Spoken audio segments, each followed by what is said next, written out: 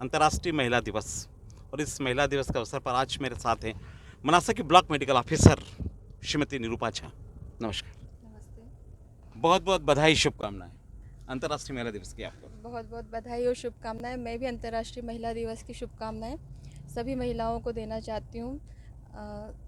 एक और मेरा सवाल ये होता है आपसे, चूँकि आज आप मेरे साथ हैं, आप जिस पद पर बैठे हुए महिला ऑफिसर आप हैं मेडिकल फील्ड में, शिक्षा का बड़ा महत्व होता है। बच्चों को शिक्षा देना चाहिए, बच्चों को पढ़ाना चाहिए और लड़कियां बहुत आगे बढ़ती जा रही है शिक्षा के क्षेत्र में। अपन देखें प्रशासनिक पदों पे, राजनीतिक पदों पे, समाज सेवा में बच्चे आगे हैं। पर वहीं ग्रामीण परिवेश पर एक नज़र डालते हैं, ग्रामीण परिवेश में बच्चों को देखते हैं तो बच्चे स्कूल जाती है, हॉस्टल में रहती है, पढ़ती है, पढ़ने में भी बच्चा बहुत होशियार है। उसके बावजूद भी माता पिता कहीं न कहीं बच्चे का 10th और 12th के बाद ब्रेक लगा देते हैं और बच्चे आगे नहीं पढ़ पाते हैं। बच्चों की इच्छा होती तो भी नहीं पढ़ पाते हैं। चूँकि आज अवसर ऐसा है कि अंतर्राष्ट्रीय महिला दिवस है, मैं आपके विचार जानने की कोशिश करता हूँ। इसको लेकर आप उन पेरेंट्स को, उन बच्चों को हमारे चैनल के माध्यम से क्या कह सकते हैं?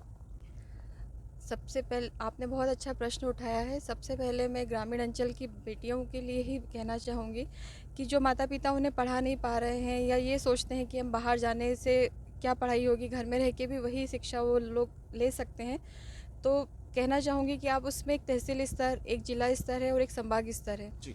इन सभी स्तरों पे जो एक पढ़ाई का डेवलपमेंट और जो अन्य गतिविधियाँ स्कूल में और कॉलेजेस में होती हैं, उसमें हमें फ़र्क दिखाई देता है। जी। जब तक बच्चा प्रतियोगिता भावना को लेकर के पढ़ाई के साथ साथ इन सारी चीज़ों में, एक्टिविटीज़ में इन्वॉल्व नहीं होता है, तो उसकी इन गतिविधियों के साथ साथ बुद्धि का जो विकास होना चाहिए वो नहीं होता है। जी। पढ़ाई एक शिक्षा करना और पढ़ाई करना और एग्ज़ाम पेपर सॉल्व करना, ये जो डेटा एग्ज़ाम में आने वाला है जी। वो तहसील स्तर वाला भी उसे क्रॉस कर सकता है, जिला स्तर वाला भी कर सकता है, जिला स्तर वाला एजुकेशन प्लस कुछ गतिविधियों के साथ में, जी। और संभाग स्तर वाला सारी गतिविधियाँ प्लस वो शिक्षा के जितने भी डेटा है और उसके हर एक पहलू के ऊपर पढ़ाई करके पास होता है। जी। टाइम वही होता है, एक किसी भी बालिका हो या बालक हो, उसकी पढ़ाई के लिए जो समय होता है वो एक ही फिक्स समय होता है, 12वीं तक का, और उसके बाद उसका कॉलेज स्तर। जी।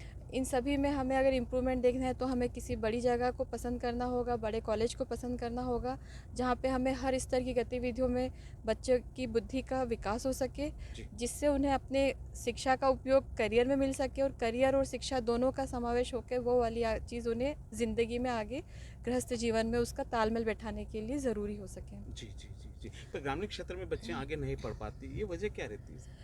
वजह यही है कि परिवार के लोग सोचते हैं कि मैं बालिकाएं हैं, अकेले कैसे रहेंगी, तो हमें सबसे पहले उनके अंदर कॉन्फिडेंस और ताकत पैदा करना होगा जी। कि घर के बाहर जाने के साथ साथ आपके साथ परिवार का व्यक्ति सबसे पहले ज़रूरी है। जी। हमें हमारे सुरक्षा के जितने भी मापदंड हैं उन्हें पहले थोड़ा सशक्त बनाना होगा। शुरुआत हमें महिला के घर से ही करनी होगी, क्योंकि जब तक हम बालिका को सुरक्षित महसूस नहीं करवा पाएंगे तब तक हम खुद भी इतने सिक्योर नहीं हो पाएंगे और ना हम अपनी बेटी को ये बता पाएंगे कि आप बाहर जाओगी तो आपके लिए ये बहुत सुरक्षित जगह है जहाँ पढ़ सकते हो।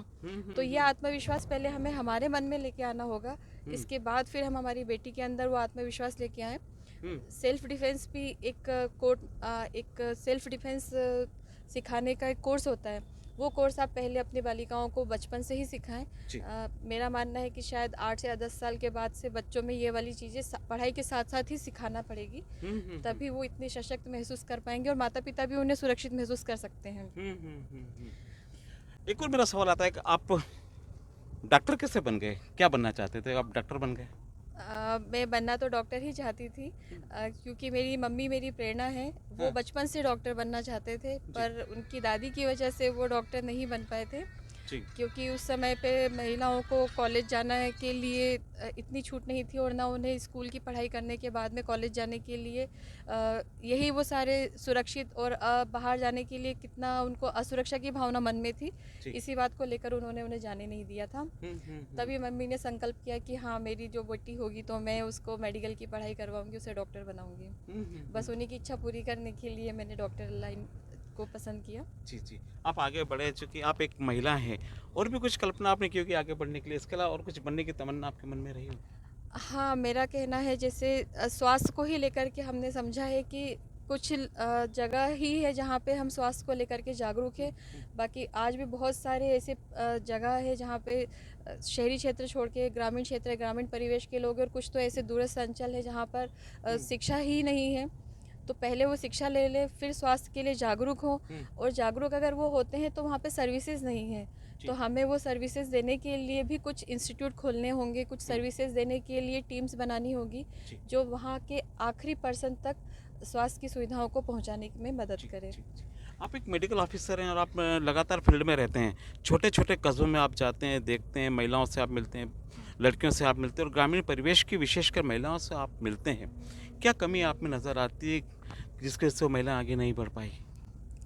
देखा जाए तो यही है कि उनमें इच्छाएं तो बहुत होती हैं, पर उन्हें बाहर लाने का प्रयास कभी नहीं किया गया।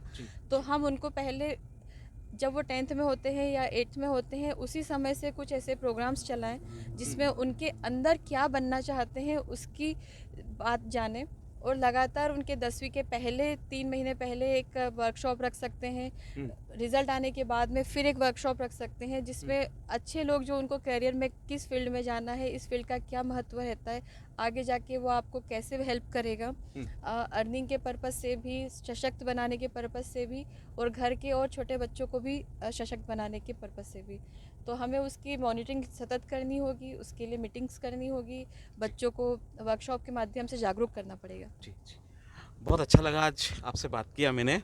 मैंने सुना कि आप बहुत अच्छा गाते हैं, ऑफ़िस चलते हैं। मैं आपसे एक गीत सुनना चाहता हूँ आज के, जो आपकी पसंद का गीत है। जी बिल्कुल। महिला दिवस है, मैं आज महिलाओं के लिए एक 4 लाइन ज़रूर गाऊंगी।